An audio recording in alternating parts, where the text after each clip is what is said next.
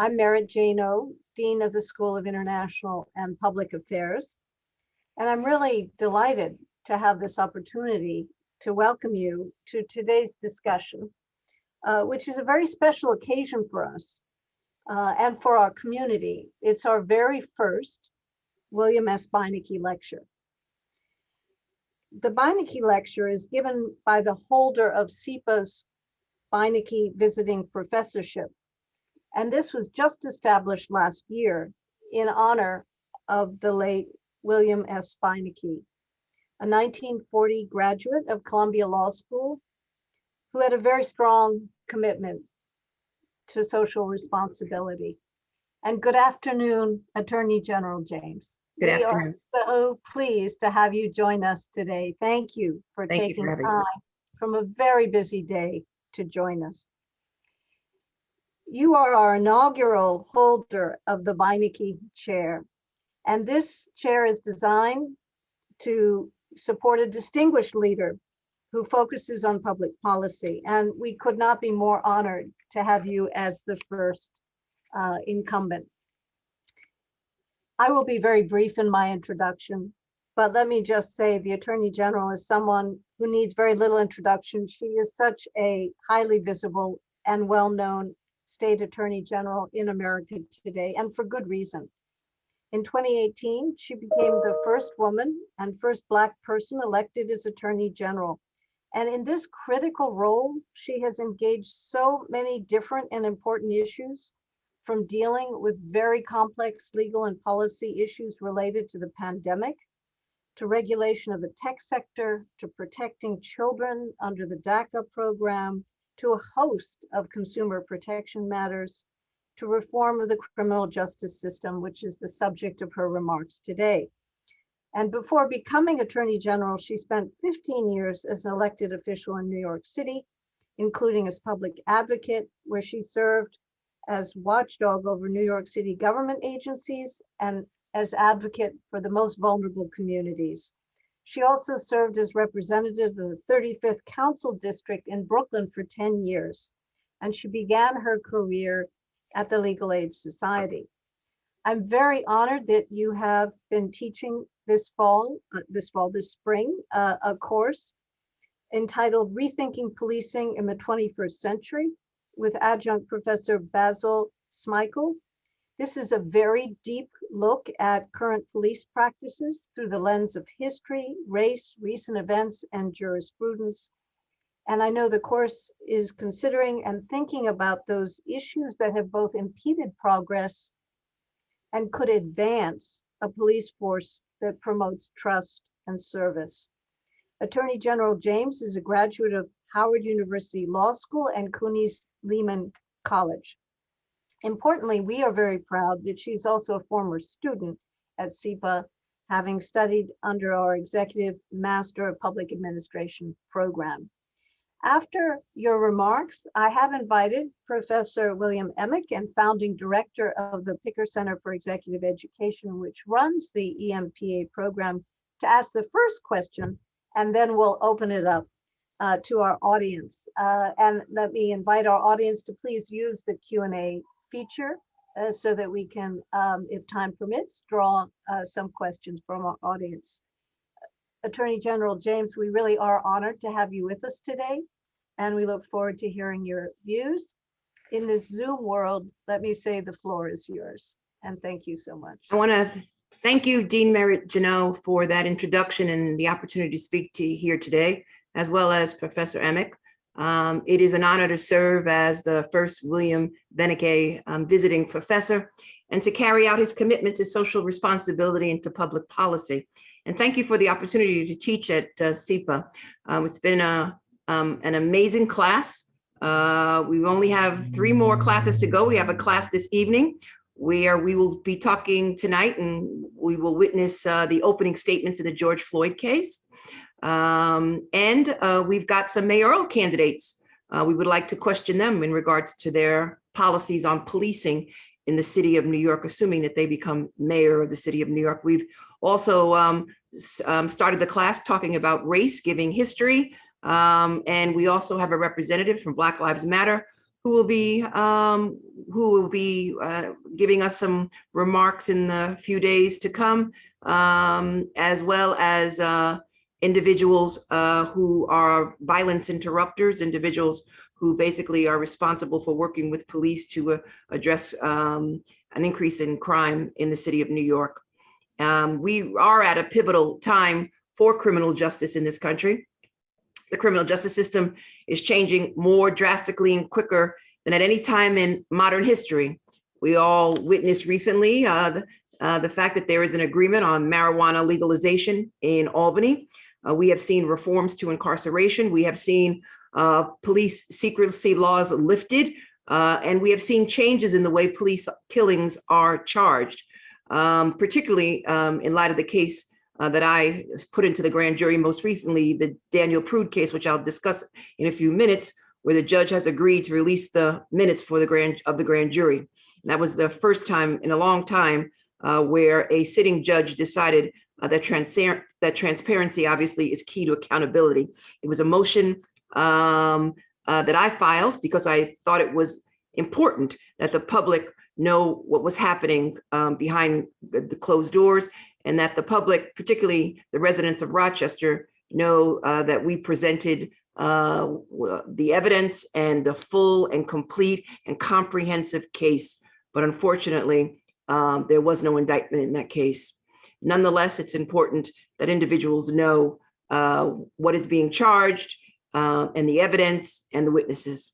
Our criminal justice system looks fundamentally different than it did 10 years ago.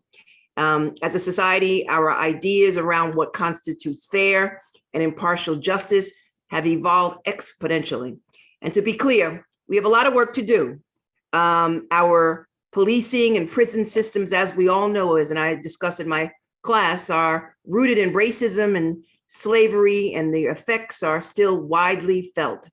Black Americans are incarcerated at more than 5 times the rate of white Americans.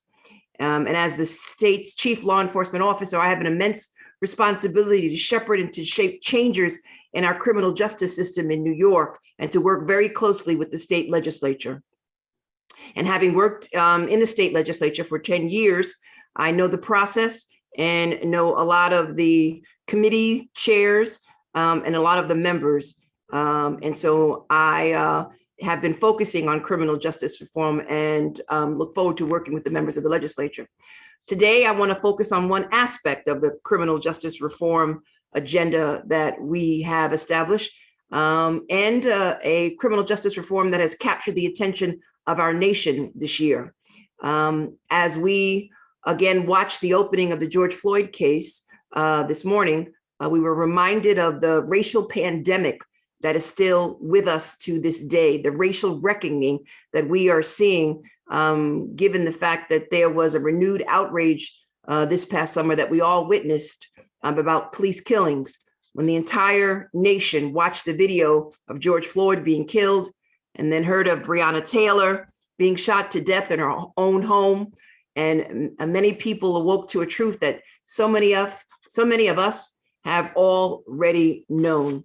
And let me also remind individuals, in light of the case that we prosecuted, my office prosecuted, and that is Daniel Prude.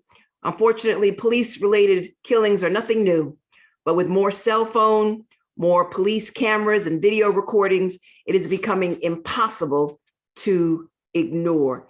And when individuals are confronted with the evidence objectively, they can walk away that there needs to be reform in the criminal justice system.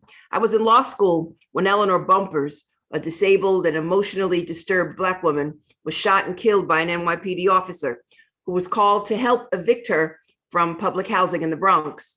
The officer was acquitted of manslaughter charges. That incident was a wake-up call for me. It made me more determined than ever to use the law both as a sword and as a shield to strike down injustice, and a shield to protect the innocent. I was one of the protesters who took to the street and said, no more, reform is needed now, but not much was done back then. And then in 1999, I was working in Albany in the state assembly when police fired 41 shots, killing Amadou Diallo, a Black man on the front steps of his New York apartment building. And people thought he had pulled out a gun out of his jacket, and it was only a wallet. Again, we took to the streets and said, no more. We must have reform now. And again, not much was done. I was there when Sean Bell was killed on the eve of his wedding in Queens, and we marched in the street. And I was serving as New York City public advocate in 2014 when Eric Garner died after being placed in an illegal chokehold and tackled to the ground by police for simply selling loose cigarettes on a Staten Island street corner. And this time I not only took to the streets, I went to court to demand that the offending officer's prior disciplinary records be released and that a special prosecutor be appointed and that the Garner family and the public gain access to the grand jury testimony. Again, our peaceful protests and our pleas for reform were rebuffed, and the offending officer was never indicted. We never were able to get the grand jury minutes, and 5 years passed before he was fired. And as you know, most recently, he's lost his appeal to regain his job. When I was elected as Attorney General in 2018, I became the special prosecutor empowered to investigate and, if warranted, prosecute police killings of unarmed civilians. This very position was one that I advocated for as a means to ensure that these cases were handled impartially, because I was concerned about the inherent conflict between local district attorneys prosecuting cases where district attorneys, as you know, have to rely upon police to a large extent in order to prove their cases. As a first woman of color in this position, I know what that means to people. Not only am I an independent prosecutor, but someone who truly and deeply understands how it feels to be treated as if your life doesn't matter. Someone who has been fighting that battle all of her life. In my time as Attorney General, we've undertaken 44 investigations of police-involved killings, all the way from upstate New York near the Canadian border to Suffolk County. 44 investigations of police-involved killings. 7 cases went to the grand jury. 4 cases resulted in charges, but unfortunately, no convictions. 44 investigations of police killings in 2 years and 3 months. The role of a special prosecutor in these cases is critical. And as I mentioned, it takes these cases out of the hands of local district attorneys. And I have nothing but the utmost respect for the 62 district attorneys in the state of New York. They have primary jurisdiction over criminal offenses. And the Office of Attorney General primarily has civil responsibility. We have some criminal jurisdiction, but for the most part, we do not trespass on the powers and the jurisdiction of local DAs. But it was important that I lobby and advocate that we remove these cases from local district attorneys, given that inherent conflict of interest that exists when the body entrusted with investigating the police is the very same body that is so dependent on the work of the police. But even though that conflict does not exist with my office, these cases are still very difficult to prosecute. And not only for my office, but for all law enforcement offices all across this nation. And the question is why? What should be changed? What should we examine? They're also very challenging on a human level. The vast majority of the cases that come to my office, the vast majority, the overwhelming majority, involve individuals with mental health and substance abuse disorders. Mental health and substance abuse disorders. Their families and loved ones call for help, for emergency medical professionals to deal with a mental health crisis. But instead, oftentimes it becomes a death sentence. Again, 44 cases that we were involved in. And again, that's 2 years and 3 months. And what's interesting is, again, most of the cases involving individuals who struggle with mental illness, it's an issue that's not really unique to my office. A recent study found that people with untreated mental illness are 16 times more likely to be killed during a police encounter. A national database of police-involved killings show that 1/4 of those killed by police have a diagnosis of serious mental illness. And what binds these cases together is, one, the tragic loss of life in circumstances in which death could have been avoided. They could have been avoided. And they should have been avoided. But it required someone with the expertise and the training to deal with individuals who are in the throes of mental illness. These are the cases like Daniel Prude, who died in Rochester last year. Daniel Prude was a man who was in the throes of mental illness. His brother called 911 crying out for help in the only way that he knew how.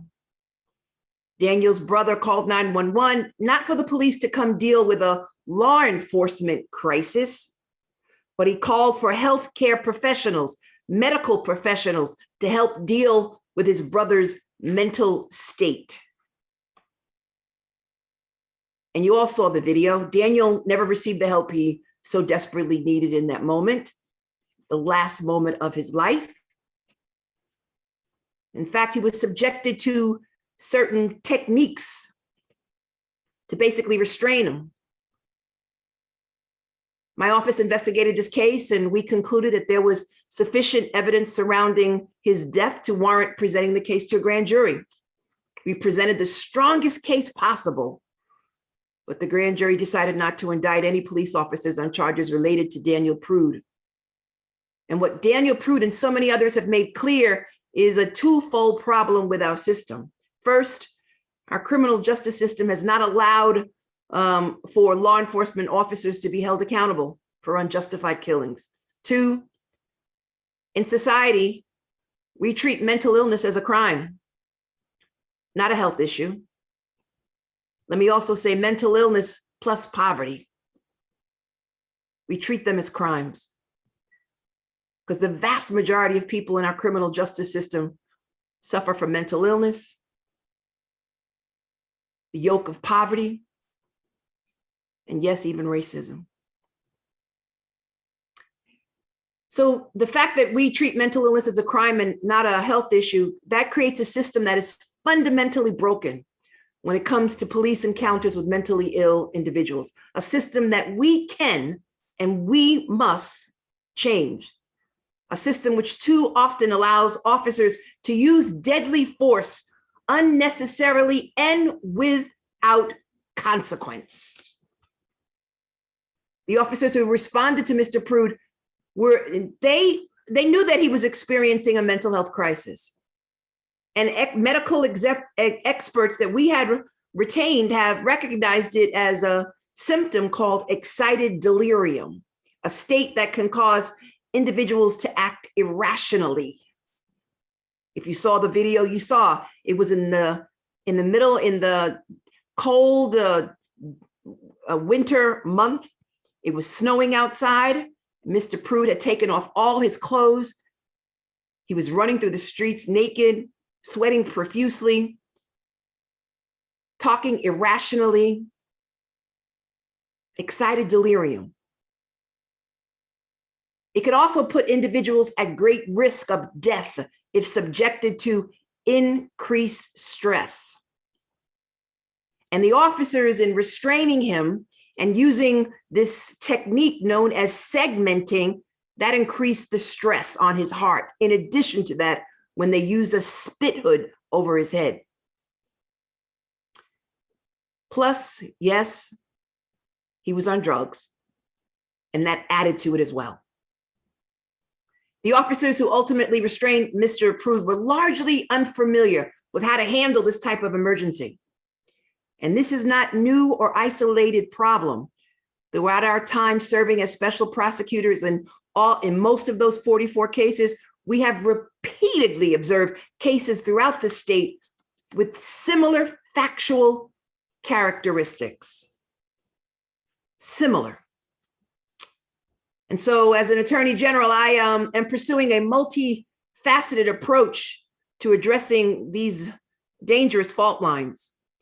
And the centerpiece of this is to amend the use of force law from one of subjective, simple necessity to one of absolute last resort, exhausting all other non-lethal means before resorting to deadly force. And as a former city council member who was the first city council member in this city to put up August cameras in and around the public housing in my district, we must embrace technology. And we must look at non-lethal means to restraining individuals, particularly those who are suffering from mental illness. Now, I know that there might be a legitimate reason why police officers have, special protection, and these protections should be clearly delineated and clearly standardized.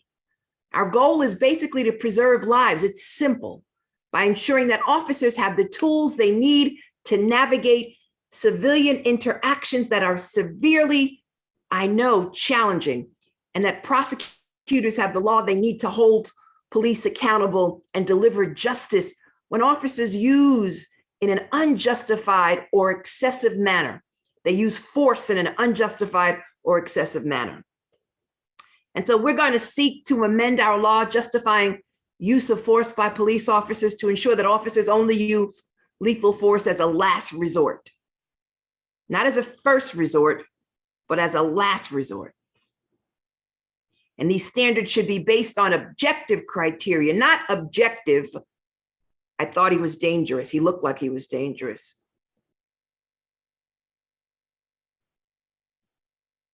Objective criteria, and their failure to adhere to them will result in penalties. All officers should be trained to recognize the symptoms of mental illness and drug abuse related offenses. But in the situation of Daniel Prude and others, the officers are poorly trained. And so starting this week, as a result of powers that were granted to my office by the New York State Legislature last summer, my office will have expanded powers to investigate police-involved killings. Currently, we only have jurisdiction to investigate if the individual was unarmed. And now, come April 1st, the Office of Attorney General will retain jurisdiction in all cases where an individual is killed at the hands of police or police officers, whether they are armed and or unarmed. 2, the legislature last summer, in its wisdom, basically passed a law which said my office will have expanded jurisdiction to identify and address systemic police misconduct. The Law Enforcement Misconduct Investigation Office will investigate allegations of corruption, fraud, use of excessive force, criminal activity, and conflicts of interest or abuse. It will also investigate complaints, examine policies and procedures, and make recommendations for reform. Next, we are also working to mandate statewide certification for all officers and require robust and regular training as part of that certification to ensure officers have the training necessary to navigate challenging civilian interactions. Where officers are fired for misconduct or found to have violated certain laws or standards, the state can revoke certification to ensure and to prevent a practice where officers who are fired from one jurisdiction just go to the next one to get rehired. It's important that we ensure that officers with a record of misconduct do not bounce from one department to another. We will also be seeking in the state legislature changes to our state's grand jury secrecy laws. The administration of justice cannot be sealed off from the eyes of the public. Grand jury rules should be relaxed because the public deserves to know what transpires behind closed doors. As I have contended throughout my entire career, there can be no accountability without transparency. And lastly, police have a critical role in keeping communities safe from crime, but they should not be responding to individuals experiencing mental health crises. We need to send mental health professionals armed with compassion and empathy. They should be the first responders to individuals who are in the throes of mental illness and from substance abuse disorder. Now, I cannot guarantee that these reforms will change outcomes. And of the ones that I suggested, I can't even guarantee that the legislature will adopt them. But I can guarantee that it will bring us a step closer to the change that we all need. Progress and change are not immediate, and they are not final. My entire career, I've been fighting for reform, but there is so much more to be done. And that's where Columbia comes in. I need students with bright minds, individuals who thirst for knowledge and who believe in an exchange of ideas to come forward. We need you now. The state needs you. The nation needs you. As President Obama once said, we are not perfect, but we have the capacity to be more perfect, mile after mile, step after step. And we cannot ignore the problems that we have, but we can't stop running the race. And in order to run the race, I need individuals. I need creative individuals, individuals who are part of this movement, individuals who recognize the need for change in the criminal justice system. And it's because of all of the young students in my class and all of the young students at Columbia, I have great faith in this movement and in this moment that we can use the momentum that I witnessed as I sat on my stoop and saw the throngs of people march down my street demanding change and reform and underscoring the message that Black lives matter. We are all feeling to become just a bit more perfect. We've got to become a little bit more perfect. We've got to heal our society, and we've got to rebalance the scales of justice and let people know that it's not justice for some, but justice for all of us. And we can only do that if we bring new minds and creative individuals to the table of democracy, to the halls of Washington, to the halls of Albany, and to the City Hall. And so it has been an honor and a privilege to teach at Columbia or at SIPA, to be associated with SIPA. And it's been an honor and privilege to say a few words to all of you this afternoon. Thank you. Thank you so much, Attorney General, for your leadership and for your insights that you shared with us today. I'd like to invite Professor Emick to ask the first question and then turn to some of our students. Thank you, Dean. Welcome back to SIPA once again, Attorney General. It's always great to see you. We've known each other for a long time. Yes, we have. And as you well know, Dean Jano has been really at the forefront of evolving SIPA in as much as we can in training people in the public sector, not just our students, but practitioners. And as you also know, we're very involved with a program that train executives in the FDNY. And so my question is similar in that, do you think it would make sense to involve outside experts in redesigning and enhancing police training, particularly in the areas of use of force and conflict resolution, and be an involvement in both curriculum and teaching, and including people like academics, the military, mental health experts, which you talked about, diplomats, and even sports teams that are involved in the managed use of force to accomplish objectives without injuring people. Do you think there's room for that? Is that something that you would support? I always support individuals who can move institutions forward. NYPD has been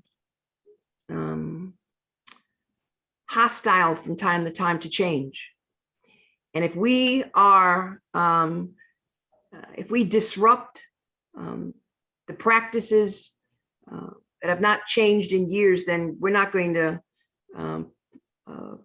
we're not going to perfect and or rebalance the scales of justice. And so I will support any outside individuals, any professionals that could train the new class of officers, but also retrain senior officers. Because like lawyers, we have to go and get classes every few years and continuing legal education. There is no requirement or mandate that senior officers get continuing education on the issues that you discussed and that I discussed, particularly in the area of mental illness, homelessness, the over-incarceration of communities of color, the history of policing in this country, et cetera. So I think, and the use of force, and this mentality that it's us versus them, and that community policing really is not the answer, and how they should work hand in hand with other organizations on the ground to disrupt violence. They don't embrace any of that. They think it's all, they just don't embrace it. They think it's fluff. I disagree. You disagree. And I think this is an opportunity, which is why I'm so glad that the candidates running for mayor, some of them, not all of them, some of them will be addressing my class tonight and next Monday. And the question that we will be posing is whether or not they will embrace having individuals, having experts, individuals in academia, et cetera, come in and retrain their officers on use of force, on how to handle individuals who are in the throes of mental illness, individuals who are suffering from substance abuse disorders, et cetera, and just trying to heal this mistrust that exists in communities of color as it relates to the police. Thank you very much. If I may, I'd like to allow time for some of the questions from our audience. They go a bit farther than some of the areas you've spoken to, but let me start with a question that asks, criminal justice reform advocates have called for the implementation of alternatives to incarceration. And in your view, what role can the federal government play here to help the states? Are there ways that you think the federal government can incentivize or mandate states to incorporate alternatives to incarceration in sentencing that you would support? So, the governor of the state of New York has issued an executive order to all jurisdictions in the state to put forth reforms, criminal justice reforms, to reduce the number of incidents, police killings, et cetera. In addition to that, there have been efforts by a number of advocates in the state of New York and on a national level to embrace alternatives to incarceration, such as the over-policing in communities of color. We know leads to a lot of these confrontations, and oftentimes it's confrontations over relatively minor offenses, which are not even in the criminal code. They're in the administrative code, such as Eric Garner, who was killed. He was selling a Lucy, allegedly selling a Lucy. Police officers should not have been involved in that. Individuals who unfortunately are, trespassing or idling or engaging in quote unquote disorderly conduct.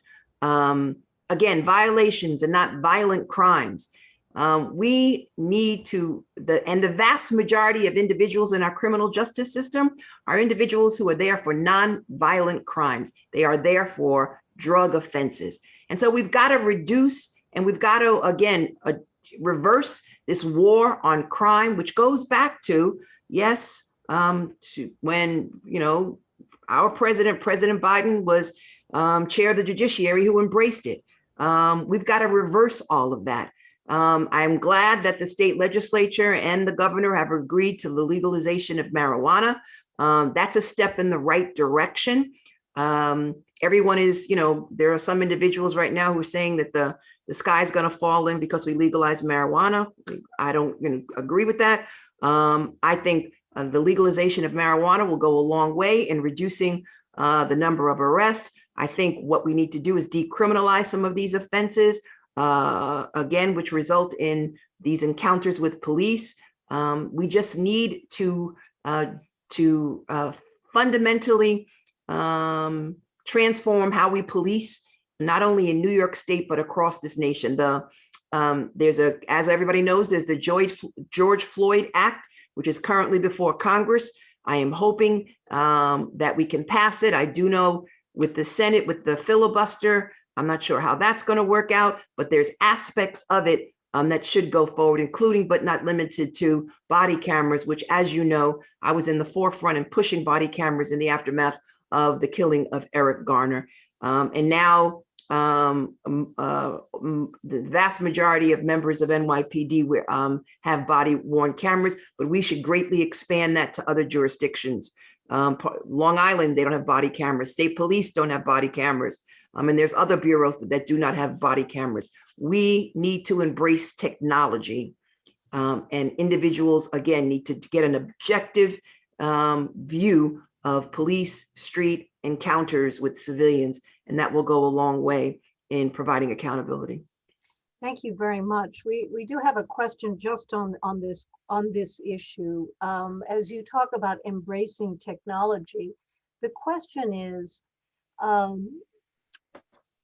could you expand on this? Because if there's been an expansion and still this has not led to an increase in prosecution and accountability for the offending officers, what do we say about that? Is it a question of expanding it more? Is it a question of the evidence isn't coming through this mechanism? Could you speak a bit further? Sure. Well, in the matter of Derek Chauvin, who is the officer who's currently on trial in the George Floyd incident, that was a body-worn camera. I'm not sure what the outcome will be, but I do know that we would not be in this place but for that body-worn camera, that footage. Eric Garner, that was not body-worn camera. That was a civilian camera. Someone who filmed this encounter, which resulted, unfortunately, in no indictment. And that's, again, because we do not know what happened behind closed doors in the Eric Garner case. And that's why I went to court to seek the release of those grand jury minutes, but was denied. All of these things and more, when you culminate them together, will provide more accountability and more transparency. And I do believe that in a significant number of cases, we would not be having this discussion. We would not be seeing these protests. We would not be seeing these calls to basically redirect, reinvest in human services as opposed to just policing. We would not see this human cry for change, but for the footage that is coming out over and over again. So it's, again, more video, more body-worn cameras, civilian cameras, civilian journalists, plus changes in the law. You saw in the New York City most recently, last week, the city council decided to repeal qualified immunity for officers in New York City. There's a number of reforms that we could make as we, again, march down this road towards change and reform in how we police in our nation. Thank you very much. We have a couple of questions from students who are already lobbying to get into your class in the future. I only have 2 more classes. Maybe, well, we'll see about next semester. Okay, but they're asking very good questions. And one of them is from a lawyer from India. And the essence of his question is, who should police the police?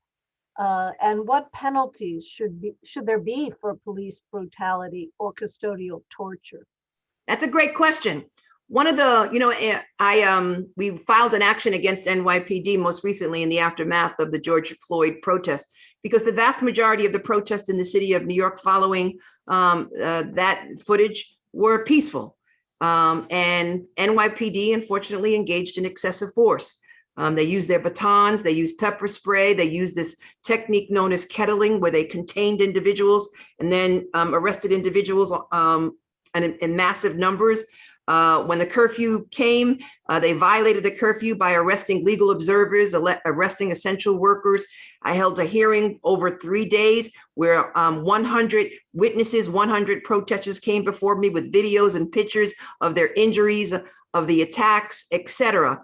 And police officer Dermot O'Shea testified, and his testimony was in sharp contrast to those 100 witnesses. In addition to that, we also analyzed all of the video that was submitted to our office, all of the photographs that were submitted to our office. We had individuals who did not want to testify, but who submitted written testimony as well. So we decided to file a lawsuit.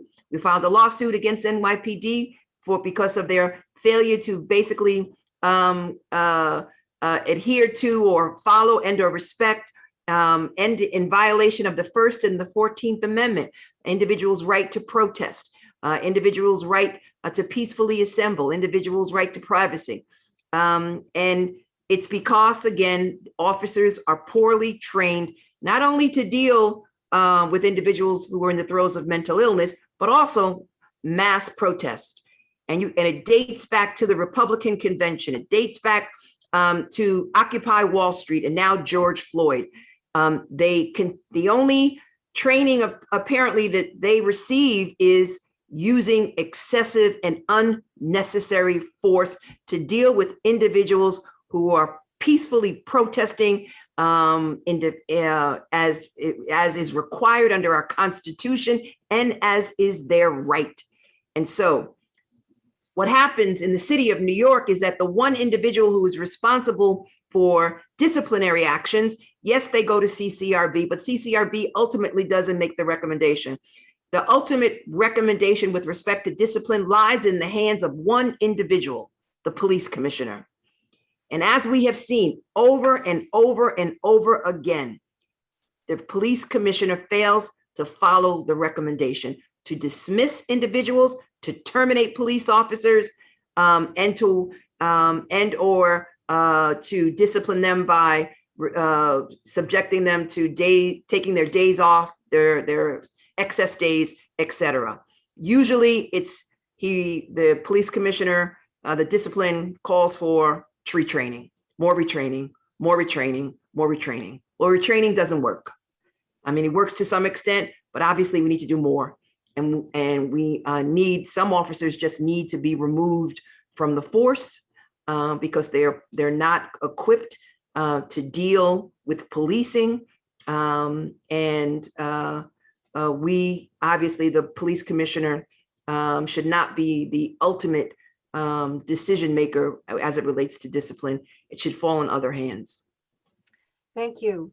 I think we have a question that's trying to get at the issue you're now raising.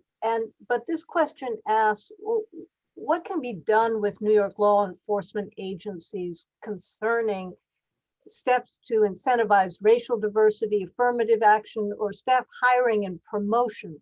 Is that part of the problem? Yeah, I mean, when I talk about training, helps to a certain degree. We need to train them about de-escalation, the racist history of policing, unconscious bias, and the list goes on. But, yeah, there needs to be incentives, and we also need to diversify the force. The rank and file below the position of detective, the rank and file right now represent majority minority force. But when you go above and beyond that, once you go beyond beyond civil service to lieutenant, captain, inspector, etc., it's predominantly white. And so slowly over time, rank and file will slowly move up the totem pole, but we cannot wait. And what we need to do is drastically change the state of the law in the state of New York. And I want to thank members of the City Council for amending qualified immunity. And I want to thank the City Council for putting forth a really bold plan and recommendation. It's a resolution. It doesn't have the force of law. It's a resolution on residency because a significant number of police officers live on the island and in Westchester, and they don't live in the city of New York. And so the argument is that you would get more people from the city of New York who understand the city of New York, who reflect the city of New York to work in law enforcement. And so I applaud the City Council for doing that. You know, diversity is just one aspect. And when we speak of diversity, usually it's, African Americans versus white candidates. We need more women. The number of women on the force is below 15%. And women just, we just do things differently. We govern differently. We interact differently. We manage differently. And to be quite honest, no disrespect, Professor Emick, women just get things done. I've noticed that. It's true. Let me ask you one last question, and thank you so much for being with us. And this is really a bit of a personal question, but you see it comes from, our students who want to be leaders. And so this student asks, what's your message to all of us who want to be future leaders? How can we come forward? How can we share dissenting views, even if unfavorable, unpopular, and difficult? What's your guidance to young people? Yeah, these are difficult times and difficult issues, and they're not popular. And so sometimes people will put you down, will ignore you, but you've got to follow your passion. And if you follow your passion, then you will never work again in your life. I wake up each and every day with this fire in my belly, and that is really to heal the breach, to move our country forward, and to focus again on equality for all individuals and not for some. For me, it's a simple concept. My North Star is stationed in justice. That's it. It's grounded in justice, fundamentally grounded in justice. That's it. Simple justice. So young people, just remember, elected officials, politicians, most change doesn't come from them. It comes from people. It comes from young people. And so I urge all young people to get involved. It's young people who were involved in the suffrage movement. It was young people who got involved in civil rights. It was young people who marched for change. It was young people who took to the streets in the aftermath of George Floyd and Breonna Taylor and Daniel Prude and others. It was young people. Young people were in the forefront of SNCC. Young people were in the forefront in China, in South Africa, and the list goes on and on and on. Organize, grassroots organizing is really where the power is. That's where I got my start, organizing the residents of my community, serving those who were unfortunate, serving those who were marginalized, serving those without a voice, serving those who needed an attorney to stand up for. That's follow your passion, follow your heart. And if you follow your heart and you find a job, then you're blessed and you will never, ever work again. Well, thank you so much. I wish we were together in person so that you could feel more directly our appreciation of your remarks and for having you with us. But I know I speak for all of us to say thank you so much. We're so grateful to have our time with you and to have you in our community teaching this powerful course. And I hope we can invite you back in person, hopefully in the fall. But thank you so much for inspiring remarks and your leadership. Thank you very much. Thank you, Dean. We'll talk soon, Professor Emick. Thank you so much.